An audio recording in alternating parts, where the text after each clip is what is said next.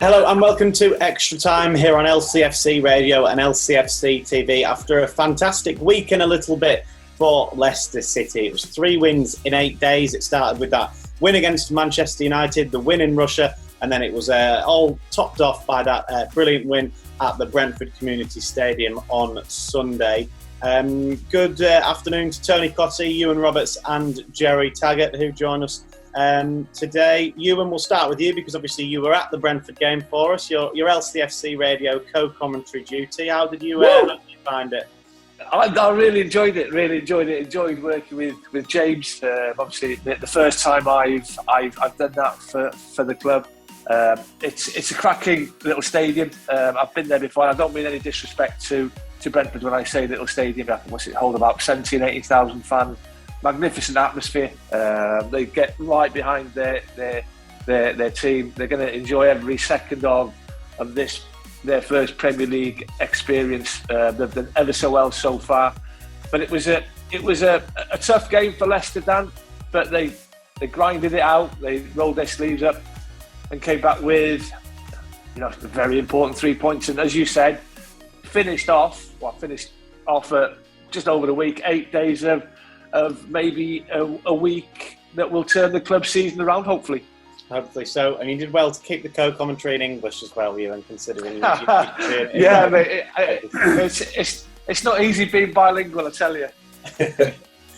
Tony, was it a big day of celebrating? Obviously, you were at the West Ham game, weren't you? Yeah, I had an interesting weekend, Dan, but very much with a Leicester connection. I decided on Saturday that I'll go and watch Dagenham versus Southend United, 2 of my local teams. Walked into the sponsors' lounge and there's one Stanley Victor Collymore sitting there, which I hadn't seen Stanley for quite a while. He's now doing a few bits with Southend, so that was on the Saturday. Dagenham won the game 3-0, so Stan wasn't very happy, I've got to add. And then yesterday I was at the London Stadium, yet another good victory for my team, West Ham, beating Spurs. After the game, I'm in the lounge upstairs and I bumped into a certain Laurie Dudfield. I don't know whether that name will, a few of the Leicester fans, Taggart will certainly remember that name. I know Laurie. He's now looking over in Florida, I think. So it was nice to catch up with him. I didn't recognise him, Dan, because he didn't have any hair. So, but it was we had a nice little catch up and that. So, and then of course I get home and I had the privilege of watching the highlights of Brentford v Leicester, which I thoroughly enjoyed. And as Ewan said, another fantastic week for the club. Good man. And finally, hello Gerry, how are you doing? Very well, thanks, Dan. Yeah, good, all good. Beautiful day here in South Yorkshire. Ready for golf later on, I'm sure. Absolutely, best day of the week. We'll start with you then, Gerry, on the game, really, because obviously you work for us as well on it. Vital 3 points, as Ewan's already mentioned, and as we've all said, a fantastic week also. Yeah, I think, before the game we were talking about, it was a really tough result to call for Leicester. Obviously, watching some of the games that Brentford have played at home, i.e. the game against Chelsea, then we sort of knew what was coming before the game kicked off, and it was exactly like that. The game panned out that way, and I think you could see the emotion in the players and the manager after the game finished. It was a big week with a lot of travelling, big European game midweek, which obviously they won, and then having to come back and prepare themselves for this game, which was a totally different game to the other 2 games that took place earlier on in the week. So for the players to be able to get through that, withstand, a barrage of pressure that Brentford threw at them, and keep themselves in the game, that was the most important thing. We've seen by just before, that Leicester took the lead, and then subsequently till the end of the game, the quality that Brentford had showed, especially in the first half, it just started to wane a bit. The control of the ball started to wane. The quality that they possessed in the first half started to lose that slightly later on in the second half. So it was just vital that they dug deep, and sort of just grinded that result out. And that's exactly what happened. We talked about the goals after the game yesterday. 2 moments of sheer quality. And that's basically and the rest of it was all about digging deep, staying in the game, grinding it out, and making sure that they didn't concede that second goal. And in the end, that was enough to get them over the line. And it's just one of those games where before you go to a place like Brentford, and there'll be one or two more games like that, where you just have to dig in. It's not going to be pretty at times. You're not going to be able to play free-flowing football like we're used to seeing with Leicester. It's all about digging deep and grinding out a result, and that's exactly what happened. Yeah, Ewan said, Tony, that it feels like this week has kind of turned Leicester's season a little bit, and you definitely got the sense of that. I think at 1-1 in the game, Brentford had a brilliant chance, and they, as Gerry was saying, they were dominating the game, and probably looked around and thought, oh, the way the season's going, Brentford might go on and win this from here. But Leicester were able to, as Gerry says, dig in and get that 3 points themselves. This week must have given them an immense amount of confidence. Well, we spoke about it all through the week, Dan, didn't we, about getting the confidence off the back of that Manchester United victory. To go to Spartak was never going to be easy, and it was a dramatic game, wasn't it, for many reasons. But, the confidence was there. Having said all that, I agree with all what Tag said. It was always going to be a difficult game. Let's not forget, this is a Brentford team that's come up. They've beaten Arsenal, they've drawn with Liverpool, they've beaten West Ham, they've had some fantastic results. And I've got to say as well, I think it's quite refreshing in a way, that the way they play. I'm not an advocate of long ball football and that, but I am an advocate of getting the ball in the box. And you will agree with me on this one, I know this, that you've got to get the ball in the box as early as possible. You've got to make the most of your free kicks, your set pieces, your corners, which ultimately they scored from a corner, didn't they? So, they've got two players up front who are a real handful. And they play some good football at times. So I think it's refreshing that they're trying to play a certain way. And you've got to mix that in with playing good football as well, which other teams do. So it's nice to see a contrast of styles. That's the first thing I would say. And having said all that then makes it a really difficult game, because Leicester were pinned back, Dan, wasn't they? That first 10 minutes, they were pinned back. There was chances for Brentford. They really, really went for Leicester, which you would expect, because before the game they would have been saying, look, they've been in European football, they've had a long journey, they're all going to be tired, get amongst them, get the ball in the box quick. That's exactly what they would have said. That's what they did. So I think for Leicester to come away with the 3 points, it's been a fantastic week for the club. And I think, looking at it, it's a really, really good 3 points against a very strong Brentford team at the moment. Yeah, I remember you saying earlier in the season, Tony, I think after that West Ham Brentford game that you went to go and see, that you were surprised, weren't you? Maybe not surprised, but you were very impressed by Brentford and how good they were. So, again, you're under no illusions as to how good a 3 points on the road yesterday was. Absolutely. And, in Ivan Toney, I think they've got a real quality centre forward. Ultimately, I don't know if Brentford will survive. I've got to say that, only because we've seen a lot of teams come up, had good starts to the Premier League, and then they sort of wane towards the end of the season. Or they might stay up and have a great season and then find it very difficult in the second season. But in Ivan Toney, they've got a player, in my opinion, who could go and play at one of the so-called bigger clubs. So there'll be a lot of people looking at him. They've got other good footballers. They've got good defenders. They've got a really good mixer. They've got a good manager as well. And, Ewan spoke about the stadium. I've not been to the new stadium, but I know what the old stadium was like. It was hard to get results there, and I'm sure this stadium will be no different. It's not an intimidating crowd, but it's a noisy crowd. They get right behind their team. So if you take all these things and factor all these things into the equation, it makes it an even more impressive 3 points. Look at Arsenal losing. Look at Liverpool drawing. That's how tough these away games are at Brentford at the moment. So it's a fantastic result.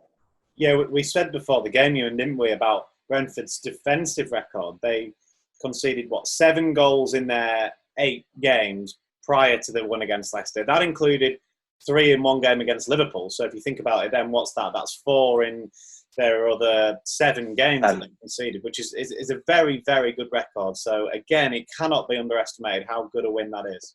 No, in their last 2 seasons in the Championship, Dan, they were the top scorers. 2 years ago in the Championship, they were by far had the best defensive record. I think they had the second best defensive record last season, behind Norwich. So they're good at both aspects of the game. Thomas Frank, towards the end of last season, I said to you yesterday, they for the last 2 or 3 seasons, they played that 4-3-3. But Nico Henry picked up an injury last season, so he had to change things around with 6-7 games to go. And they went with the 5 at the back, the 3 central defenders, and he's stuck to that in the Premier League. Probably gives them because you look at the three central defenders, I don't think they're blessed with pace. They're big, strong, physical centre halves, good in the air. Anything in front of them, they'll cope with. Anything up towards them in the air, they'll cope with. But anything sort of that makes them turn and run towards an own goal, they're not too comfortable at. I think that's why he's gone 2 or 3, and that's why he's persevered with that in the Premier League.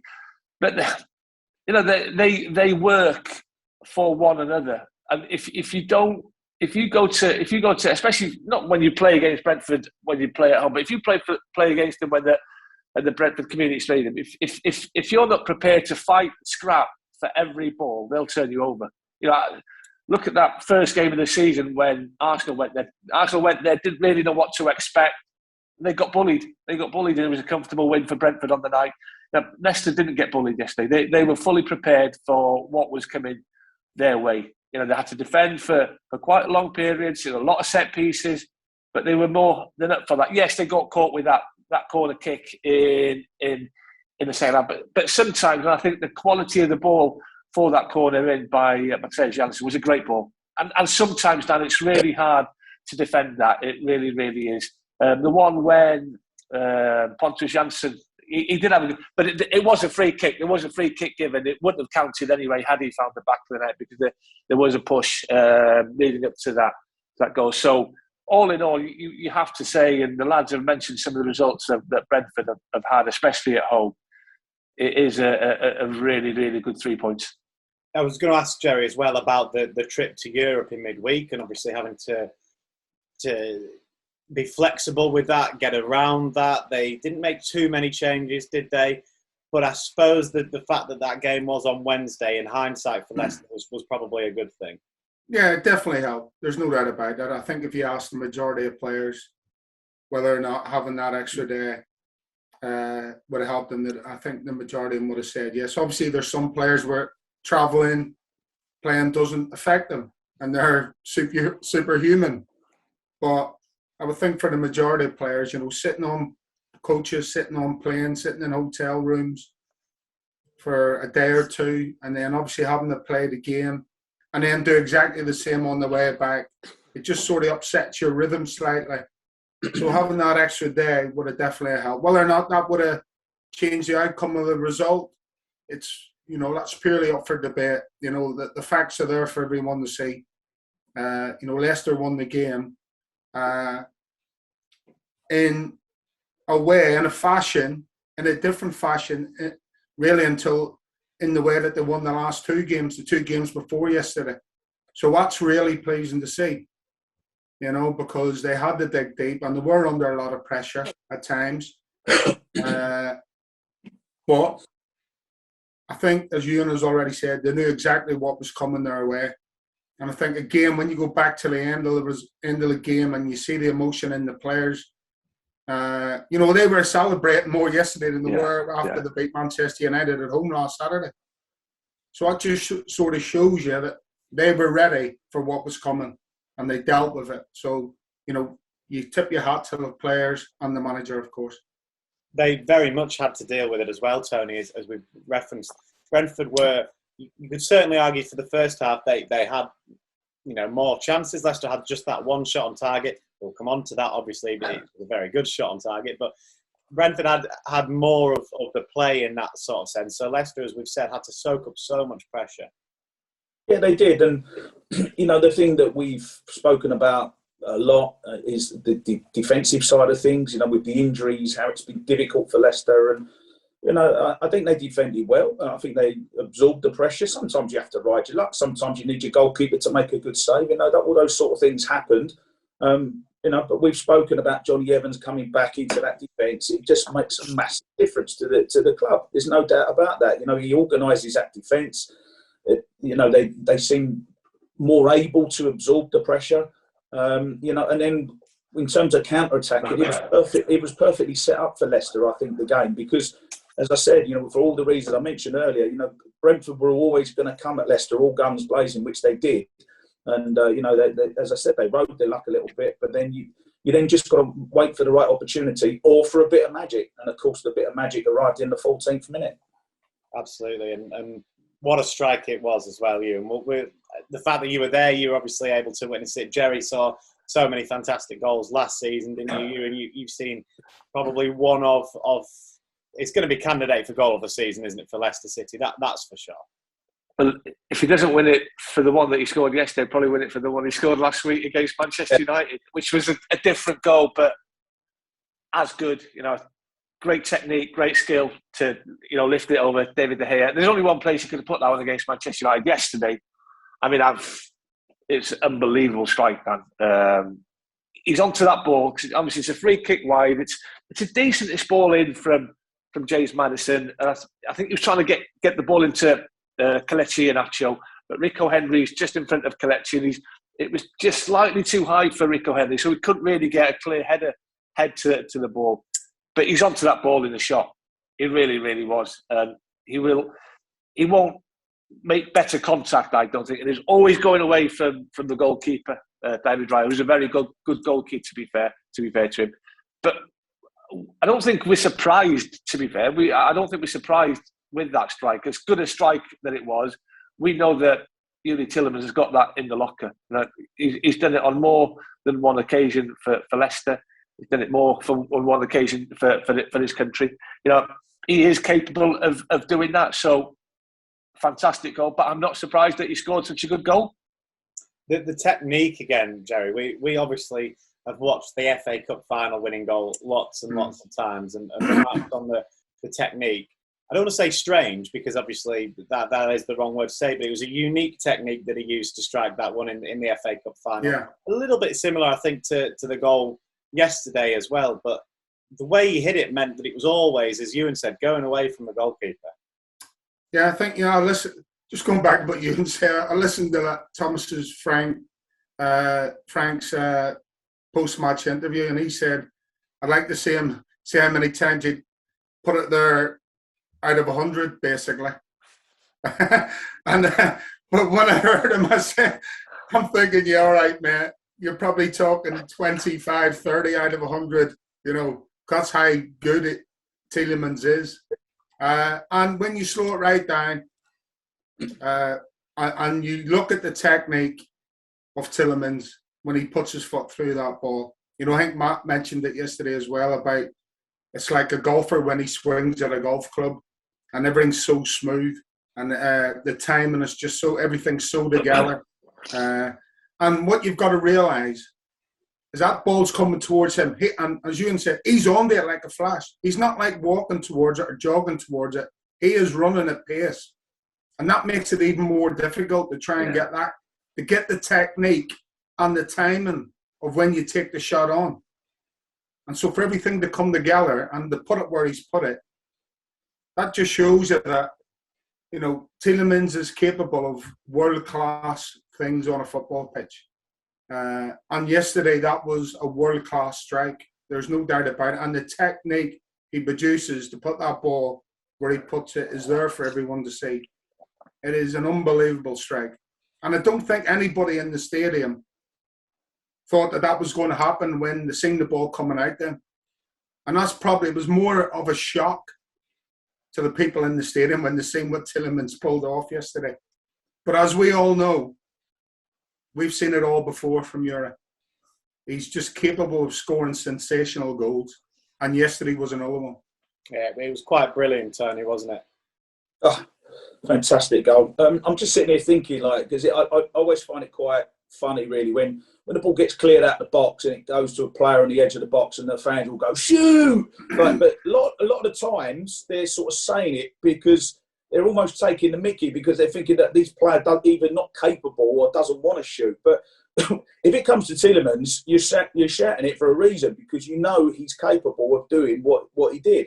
The biggest compliment I can pay him is that with striking a ball, if it's a dead ball, simple. If the ball's coming to you along the floor, it's easier to strike a ball. Even if the ball's in the air and it hasn't hit the ground yet, and you're going to volley it, it's a difficult technique, one of the hardest techniques in football, but it's still almost slightly easier. When the ball's been headed out, I think I'm right in saying, I think there was 2 bounces before it gets to you. It might be 3. You can correct me on whether, because I'm going to whether it's 2 or 3. But the ball bounce, and then he hits it. And when he hits it, the ball is in the air. It's off the floor. It's not on the floor. It's not a half volley. It's a volley. It's not a full-blooded volley. It's bounced twice. And the boys will tell you that makes it even harder a strike to hit. And then to hit the ball at the goal to get the fade going away from the keeper. Because if you hit the ball straight, it's going to go at the keeper and invariably they're going to save it. But when the ball's going away from the keeper, you'd be the best goalkeeper in the world. You're not going to save it because it was going right in that top corner. It was an incredible strike. Agree with the. I'm not surprised though. You look at it and you think, oh wow, what a goal of the season contender, all that. Oh, it's Gerry, isn't it? Well, you expect that. It's sort of, that's how we sort of look at it now. He, not just his goal, but his all-round play. He must be a contender. If he continues as he is, there's a long way to go. If he continues, he's got to be a contender for Player of the Season because he's been sensational so far with not just his goals, but his all-round play, his contribution to the team. He has been unbelievable. And as I say, when I tuned in to watch the game, I went, wow. But I wasn't surprised because it was Gerry Tielemans. Yeah, absolutely. And it's great. I love an away goal, Iwan, where it's at the end where the away fans are and the players obviously run straight into the corner and celebrate that moment with the fans who I'm sure knew, just like you, that they witnessed something special there. Yeah, you've got to enjoy those moments, not just Gerry Tielemans because he scored it, but his teammates as well. And not that it was a sigh of relief, Dan, but, you know, Brentford had been knocking on the door. They'd had a couple of opportunities in those opening 10 minutes that sort of penned Leicester back a little bit in the opening quarter of that game. But to get that type of goal out of the blue, after being under pressure for the majority of the opening 15, 20 minutes, it just gives you a massive sigh of relief. And yeah, you've got to celebrate them. Yeah, absolutely, 100%. Special goals, special player. Right, which was better, Iwan? The Manchester United goal or that one? Don't know why you're laughing, Gerry and Tony. I'm going to come straight to you with the same question. You're asking the wrong person to me. These two guys know about both technically very, very difficult. But go on, Iwan. Sorry. I would go for the goal against Manchester United because he's actually looked up before Iheanacho squared the pass to him and seen the goalkeeper's position. And as I said, Dan, there's only one place he can put that, and that's in the far right corner of David De Gea's goal. There's nowhere else he can score that goal. Yesterday, yeah, he's put it in David Raya's top left-hand corner, but he's got the whole goal to shoot at. You know, he could have gone to Raya's right, left. I think the way he hits it, he could have gone straight at him and he still wouldn't have seen it and still wouldn't have saved it. So I would go, because of the technique that he showed for the goal against Manchester United. And as I say, didn't have a lot to hit. I just shaved with that one, but only by a small margin. How about you, Tony? I'm going for yesterday's one. I accept all the case for the defence from you and against Manchester United. You know, listen, it was a marvellous goal, wasn't it? You know, but I think in terms of the wow, I love wow goals. I can remember when I was a kid watching Ronnie Radford score for, I think it was Hereford against Newcastle on a muddy pitch, and you went, wow! It was about 35 yards out, gone into the top corner, and you know, although technically the goal against Manchester United was an incredible bit of skill, and yes, it was the only place that he could put it. I watched that goal yesterday. I went, wow! It was one of those special goals, and it will quite rightly be in contention. He might have his own competition the way he's going. You're right. The goal of the month, it'll be just a Tielemans just pick 6 goals or something. It's just fantastic. Just slightly the Brentford goal for me. Looks as if you have the casting deciding vote here, Gerry. Yeah. Well, first of all, I think both goals will be up for goal of the month. Should be, and at least one of them should win it. And the one I'm going to go for, I'm going to agree with Tony, purely based on the shock, the wow factor. I agree with you, and I think technically the goal against Manchester United is probably a more difficult goal to pull off, believe it or not. But as I said, no one in that ground yesterday was expecting that goal from where it came from. And it was just one moment of sheer top-class football. And it just took everyone's breath away. I think they were stunned. That stadium were stunned when that ball went into the back of the net. Because of the situation, how the game was panning out, Leicester really couldn't get a foothold in the game up until that point. And then, in a flash, Gerry Tielemans just bangs one in from 30 yards. And it's like, wow, what just happened there? Has that really happened? You know, I think there was a couple of seconds of that after the ball went in the net. It was like, wow, what just happened there? And then when you see it back and you just see it all unravel in front of you, it's just incredible. So that definitely, for me, probably had the wow factor. Yeah, two very good strikes. Difficult choice as well for the three. Very difficult. It's a bad question to ask. Count yourself lucky that I didn't add in the FA Cup final goal as well and make you pick the three of those. No, fantastic from Gerry Tielemans yet again. It was actually good play as well, Gerry, from Gerry in the build-up to the winner as well. But let's talk about the whole goal. It was great play from 5 or 6 players in that. Yeah.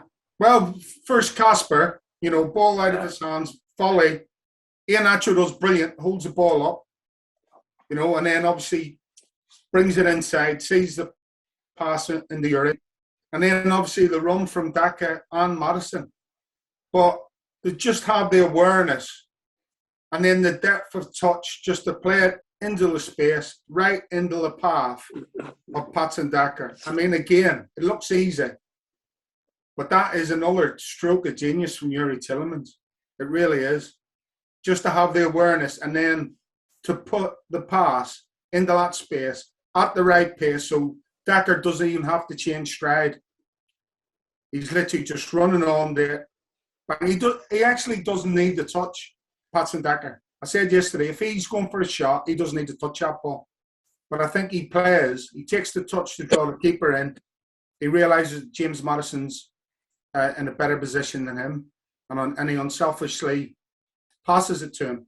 I also said yesterday, no way on this serve with Tony Cottee that ball with James Maddison. Tony Cottee would have run on that and slotted that home first time. He'd have known I don't need to take a touch here because the way the pass is absolutely perfect for me to hit it first time. The sooner you take that shot on, the more angle, the more the goal you've got to see. So by taking that touch, it closes your angle down because the keeper's coming out, closing the angle down. So Patson Daka, in my mind, knows exactly what he's doing, but it's all about the awareness and the weight of the pass from Gerry Tielemans. Yeah, you may not have passed, Tony, but Patson Daka thankfully did in hindsight, obviously getting the goal. And it was so unselfish from him, considering the week that he's had as well. Scoring 4 midweek, the one against Manchester United, you would have happily forgiven him for taking the shot, whether he'd scored or not, because of the week he's had. But the play him in was so unselfish. Yeah, I think you've got to be aware. Listen, it's very kind of Tags to say that I would have run through and scored. I also would like to think that although I was a very, very selfish goal scorer, I would like to think that if you assess the situation, you know, you've heard me talking before, Dan, about you've got to very, very quickly assess the situation. You get played through, you get that ball, you've got to make that decision very, very quickly, and you've got to make the right decision because, you know, if you go through and it's 1-1 and you're selfish and you take the shot on and the goalkeeper saves it or you put it wide, you're in trouble after the game because that's the chance, especially if you've got someone screaming next to you, unmarked, and just going to tap it into an empty net. So I think Daka deserves a lot of praise. You know, having scored the 4 goals, I think his initial thought, without a doubt, would have been, I'm going to score a goal here. But then he takes the touch, he settles himself. I think he has a little glance and he can see that Maddison's there. And it's something you do work on it in training. You know, when you're playing training games, and it happens quite a few times, and then you're in on goal, the goalkeeper's coming out, and you've got your mate. As long as sometimes you're aware he's there, sometimes the player does it all for you. Other times you need a shout, and I'd like to think that James Maddison would have been shouting and hollering, yes, yes, yes, I'm free. So it probably would have been a little bit of both. Maddison calling for it, Daka with the awareness, and he deserves praise because, you know, he done the right thing. And it's ultimately about getting the ball in the back of the net. And like I say, if you miss, you know, that's a nightmare feeling because you go in that dressing room, you feel like you've let the lads down. If you pass and then the team scores, all right, you haven't got your goal, you've got your assist, and the team gets the 3 points. So, you know, the whole goal from Casper to the finish from Maddison was the sort of goal you would expect Leicester to be capable of scoring over the last 4 or 5 years. It's that sort of quick thinking, counter-attacking football. Taggart spoke about the pass from Tielemans. You know, it was a wonderful pass and that. But I really, really enjoyed the goal. The whole aspect of it, the hold-up play from Iheanacho was wonderful. You know, the awareness, the finish, the pass. It was an awful lot to admire in that second goal. Yeah, it was a great team goal. And you add into it as well, Ewan, the fact that Pontus Jansson had that chance a couple of minutes earlier. Yes, as you said, but it would have been a foul anyway. This was a set piece for Brentford again. They'd already scored from one, so you were worried because it was a set piece. Suddenly, within the blink of an eye, Leicester are up the other end. Yeah, you know what? I enjoyed it nearly as much as I enjoyed Youri Tielemans' strike, just because it was just a fantastic team goal. And it looks a simple goal in the end, but there's so many elements to that goal that have got to be spot on, otherwise it doesn't end up in the Brentford net. Kasper coming out and his service from the kick from his hands up to Iheanacho, the height's perfect for Cottee to back into the centre half and bring it down. Great first touch. Then good awareness from Cottee just to lay it off to Youri Tielemans, who's made that run from his own box. The way to pass from Youri is magnificent for, as the lads have said, Patson Daka just to run onto and have a look up and assess the situation, see what his options are. Takes that touch, which, as Tag said, it does close the angle down. The keeper does get slightly closer to him, which probably made his mind up just to square it. But it was, and Leicester did play better in the second half, Dan. I think they had more possession in that second half than what they did in the first half. Created more chances, but as you say, they just needed that little break just to, especially after conceding, to go on and to win the game. And it was both goals were goals worthy of winning any game, to be fair. Yeah, the Daka pass as well, when you add into the fact that the 4 goals in midweek, well, 3 of his 4, Ewan, in midweek, were one-on-one opportunities where he coolly slotted it home, which is exactly what it was again. So, again, you would have thought, presumably, he's going to shoot here, which is, again, testament to him that he did make the pass. And do you know what? It says a lot about Patson Daka for me, Dan.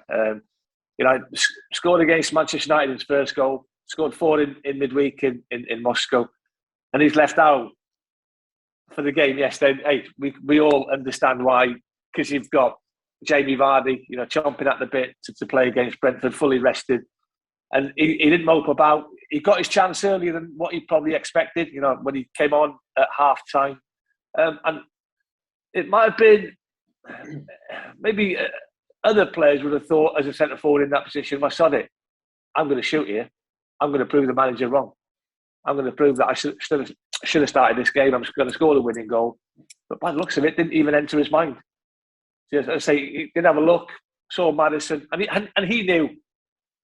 Little 5-yard square pass to his left, and it's an open goal for Maddison, and it's Leicester 2-1. All credit to him. Made the right decision for me. Yeah, well, go on, Gerry. I just add to that, you know, on Wednesday night in Moscow, Cottee and Nacho did exactly the same thing. All right, from a tighter angle, but he had an opportunity to shoot far post. And what he did was he just let it on a plate for Patson Daka for that tap-in goal. But Cottee was actually in a... I'm not saying it was the best opportunity to have a shot, but he was clear to have a shot. And he just let it on a plate for Patson Daka. And obviously Patson's repaired that to James Maddison yesterday. And what it shows you is that everyone is pulling together. Mm-hmm. Everyone's going in the right direction. And people are making the right decisions at the critical times in the critical areas of the pitch where the goal-scoring opportunities arise. And that is a great sign. And Ewan's right to mention that. And that won't be lost on the manager or the other players in the dressing room. What Cottee and Nacho did for Patson Daka the other night and what Patson Daka did for James Maddison. But it just shows that everyone is pulling in the right direction, making the right decisions at those critical times. Which, again, is so impressive considering that we can add Jamie Vardy into this because we know he is unselfish. In the same position, I'm convinced Jamie Vardy would have passed as well. As you've referenced there, Cottee and Nacho in a similar position the other night passed as well. These are 3 attackers that are all vying for one, well, at the moment, 2 spots in the squad. So the fact that they have that unselfishness is, again, so impressive. And like you said, proves that everyone in the squad is pulling together in the right direction. But they must be looking at the bigger picture, and then that it all boils down to the manager and the staff. You know, they've given the players the bigger picture. They're all going to play their part, and they're all going to get opportunities to score goals because of the way the team works. So it's a great work ethic to have at the football club at the moment, that everyone is pulling together, everyone is fighting and working for each other, knowing that opportunities will arise for each of the three of them. And, you know, they're backing that up with the results that we've seen in recent times. We were saying about Patson Daka deserving credit, Tony. We've only talked about Patson Daka as if that was a Patson Daka goal. James Maddison obviously did well to get into that position. And it almost, in a way, shows the week that he's had as well, because he has been really good this week in the 3 victories, and he deserved that goal, considering, he'll say it himself, the slow start to the season that both he and the team had. Yeah, I think he done an interesting interview, James. I always enjoy his interviews. I think he's always very honest and everything, and it was interesting to listen to him. But you can see he's enjoying his football again. He had a difficult season. He had the injury, didn't he? And then when he came back, he wasn't quite ready. But I think I said it in midweek, like a fit James Maddison, in my opinion, has to be in this Leicester team. The problem is with Leicester, and it's a lovely problem to have, there's so many good players.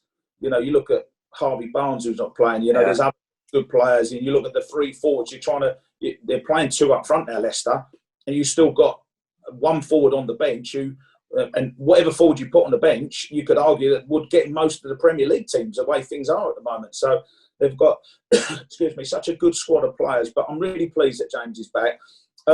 Football, and the lads will know what I'm on about. Football's not about the ups. The ups are fantastic. You win the FA Cup, etc. You win the Premier League. It's brilliant. You enjoy the ups. The hard part about football is dealing with the downs. And the downs can be an injury, it can be a suspension, particularly a long-term injury. I was quite fortunate with injuries, but anyone who's had a long-term injury, you know, trying to come back, and you've got the loneliness of trying to get fit with a physio when you're on your own. You then try and get back into training. You're then worried about whether you're going to get injured again.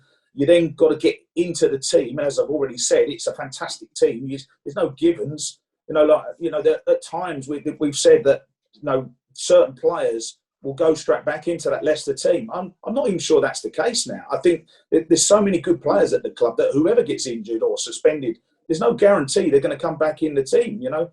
So from James's point of view, it must have been really, really hard. He's really, really worked his socks off to get back into it. It's taken time, we know that. But if you get him fit, and probably just as important, you play him in the right position. I think that advanced position, you know, just slightly in front of the other 2 midfielders, give him a little bit of a licence to roam around a little bit and get on the ball and do what he's good at.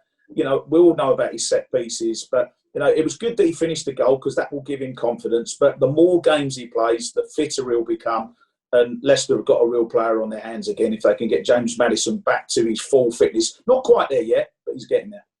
Absolutely. We're talking about the squad players, you and those that are on the bench currently at the moment. You suspect that we'll see those on Wednesday, the Carabao Cup game against Brighton at King Power Stadium. Will be an opportunity, I'm sure, for Brendan Rodgers to just change things up a little bit. Obviously, he's played this same team now for the last 3 games, really, barring 1 or 2 changes. So important that he is able to mix the squad up.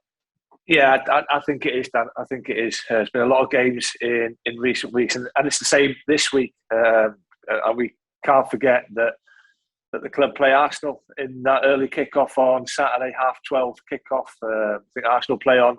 They've got Leeds on Tuesday, so they've got an advantage going into that game. So I would not be surprised if we see wholesale changes from Brentford, from Brendan, and he's got every right to do that. You know, he's got to look after players. He's got to not overload players, and he's got people with him that will advise him on who needs a rest, who they think will be okay. But yeah, there'll be many changes, and rightly so. You looking forward to Wednesday, Gerry? You win this game, and it's the quarterfinals of the competition. It does sneak up on you when you're in those European places and you skip around. No, absolutely, it's a great opportunity.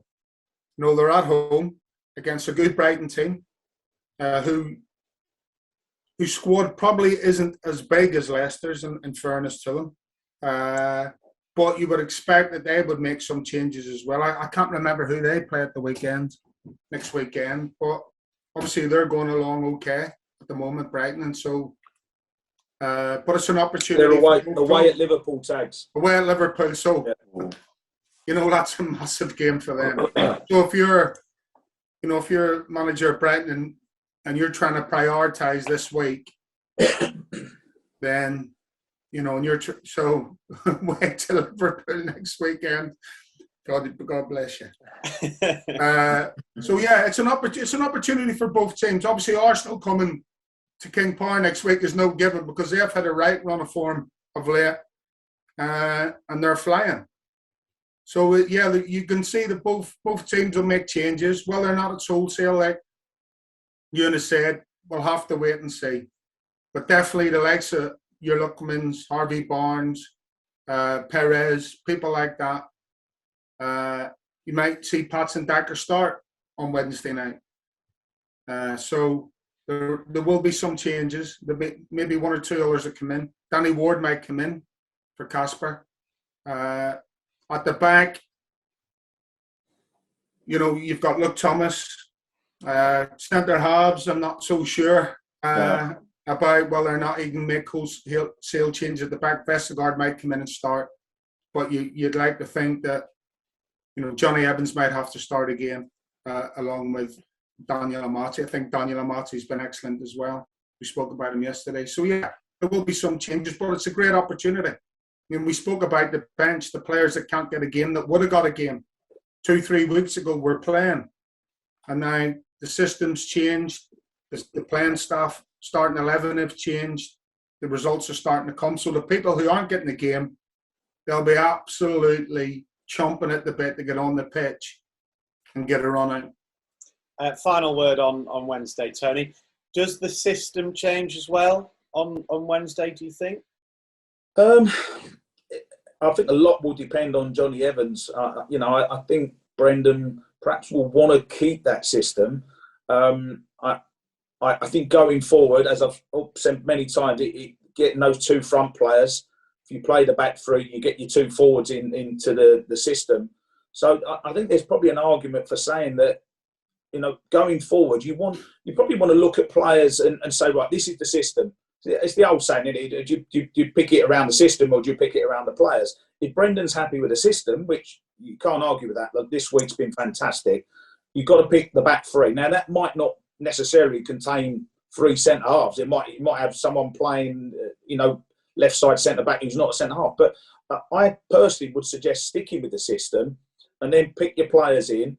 And then going forward, if you get injuries or problems, then you've seen the player in action. I mean, let's be honest. As much as the League Cup means the world to me and Tags, I think this season the League Cup is fourth in terms of priorities for Leicester. You've got to say that. You've got the Premier League, you've got the Europa League, holders of the FA Cup. They've got to put up a good defence there. So the League Cup is number 4 on the list. So the point being, you've got to play the squad players. You have to play the squad players. Whoever needs a rest, just take the week off, boys. See you Saturday. That's got to be the attitude. But I think maybe stick with the system and just throw some players in and have a little look at a few players, and hopefully beat Brighton. If you beat Brighton, you're in the quarterfinals. Then you can start thinking maybe we've got a good chance here.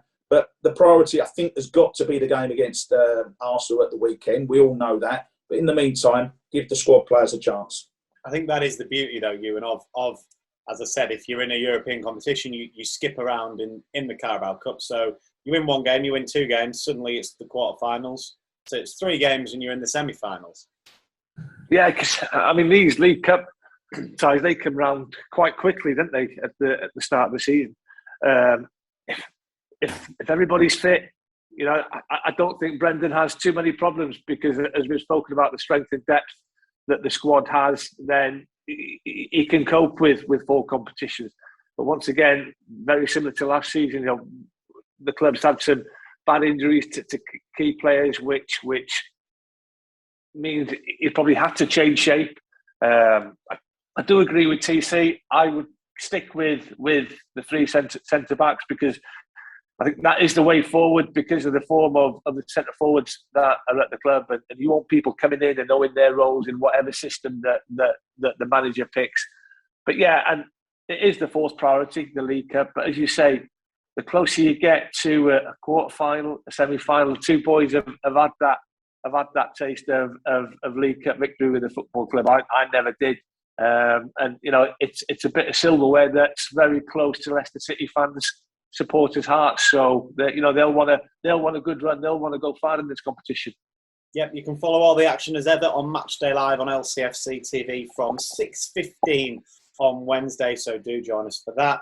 At the end of extra time, just before football Jenga, we ask each of the panellists to pick out a result over the weekend that caught their eye. Ewan, I can already see that little smirk on your face. I think I know what you're going to say. Yeah, it's Chelsea 7, Norwich 0, Dan. No. It's only one game. It's only one game. And sadly, I didn't get to see it because I was driving back from the Brentford Community Stadium with a big smile on my face, having seen Leicester win on my debut in co-coms. But yeah, Man U 0, Liverpool 5. Liverpool's highest ever away victory at Old Trafford. And I am a secret Liverpool supporter, being from North Wales. It was the team that I followed as a youngster, and it is the biggest game in the football calendar still for me, in my opinion. There's a lot of dislike between the club supporters, and to go there and perform like Liverpool did and score the goals that they did. Actually, I was disappointed they didn't make it 8 or 9, to be honest with you. But yeah, I've got that's the one that for me, Dan, the Liverpool performance yesterday. Yeah, that was a derby, wasn't it, for Liverpool? Tony, you obviously witnessed, as we've already referenced, a derby, West Ham against Tottenham, and it went your way. Yeah, good result for the Hammers, as I said earlier, Dan. I like you, and I was travelling back. I didn't see the Man United-Liverpool game, but, I mean, wow, yes. I think it shows you how good Liverpool are at the moment, and it also shows you how far off the pace Man United are. I think there's some big decisions got to be made at that club over the next few weeks, few months. One other result that I'll pick out as well, Dan, and great concern to me is my old team, Everton, losing at home to Watford 5-2 after being 2-1 up. They've had a really weird season. Richarlison back, scoring, which is good news. Calvert-Lewin's still missing, but, you cannot be losing 5-2 at home to Watford, particularly with the sort of controversial appointment of Benitez in the summer. If they have too many results like that, the Evertonians will not be happy. And that's the result they've got to put right. They're already out the League Cup as well, lost on penalties to QPR. So there'll be a few worried Evertonians this morning. And I thought that was quite a major result in the Premier League this weekend. Finally, Gerry? TC stole my thunder. Sorry, Tags. I was going to, obviously, Claudio Ranieri going into Watford, watching his team get turned over quite handsomely last weekend, and then obviously going up to Everton and pulling out a great result. A great result. And you couldn't see that coming before the game after what we seen last week. But, again, tip your hat to Claudio Ranieri. He's turned it round against a decent Everton team, you have to say. Okay, that there's a few bumps in the road for them at the minute, but they're still a decent side, Everton. As far as looking at other results, and obviously the Liverpool result at Manchester United was, and everything else on the weekend's calendar sort of went according to plan. There was no other. They were the two results that stood out for me. Was obviously seeing Watford win. I thought, wow, he's produced another bit of magic, has Claudio. And then obviously watching the game yesterday was, we seen it last week, didn't we, Dan? The frailties that Manchester United had when they played Leicester. But Liverpool just took it to another level yesterday. I mean, it was like a hot knife through butter at times. And so the issues at Manchester United continue, even with that late dramatic winner in midweek. But yeah, as Tony says, there's a bit of soul searching got to go on at Man United at the minute. We always end extra time with our football Jenga, so these three go head to head on a topic and take it in turns to give answers. Ewan Roberts, I can see you're already smiling because you keep making the same mistake of repeating the same one that you said earlier on. You mentioned a couple of these a little bit earlier as well, so I hope the other two are listening carefully. With it being the Carabao Cup in midweek, I want you to name the 16 remaining teams in the competition, please. And Gerry and Tony don't look happy, and I'm going to start with you, Gerry, I'm afraid. Liverpool. Tony? West Ham. And Ewan? Arsenal. Brighton. Man City. Leeds. Leicester. Don't know why that took as long as it did. I'm stunned. Absolutely stunned. Because that's me done now. Did we say Chelsea? That is me done. Chelsea? Did we say Chelsea? Yeah, Chelsea, good answer.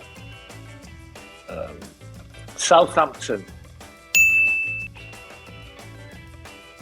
I think that's you won it, Ewan. I think. I've not even looked at the fixtures in midweek, so I'm going to be pure guesses. I think Ewan's going to win this. That's what I mean. So 16, at least half of them have got to be Premier League teams. We've been round 6 twice, 3 times. That's 9. So Bournemouth. Nope. No. Right. And I'm going to say this only because I said they beat my old team, and I don't know whether they're still in. QPR. Correct. Oh, what's a shite. It's me done though. You've only got a few. No Googling. Is he Googling there, is he? No, mate. Yeah. I've got 3 written down. Burnley. Yeah. I'm done now.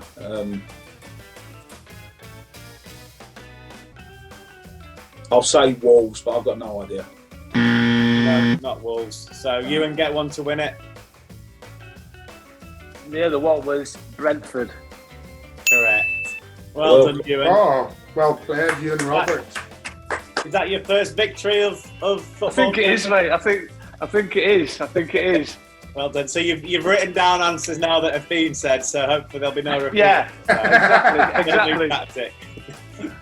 Brilliant. All right. Well done to you and Roberts for winning that. Thank you very much to the 3 of you as ever for joining us here on Extra Time. And yeah, we'll be back again, as I've said, at 6:15 on Wednesday evening for that game with Brighton. Very quickly, the ones you missed, by the way, were Preston, Stoke, Sunderland and Tottenham.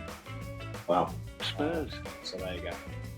Right, well, thanks to the 3 of you. Have a brilliant rest of your week, and I'll speak to you on boys. Love you on Wednesday. Cheers, boys. Right, bye. Cheers, boys. Hello.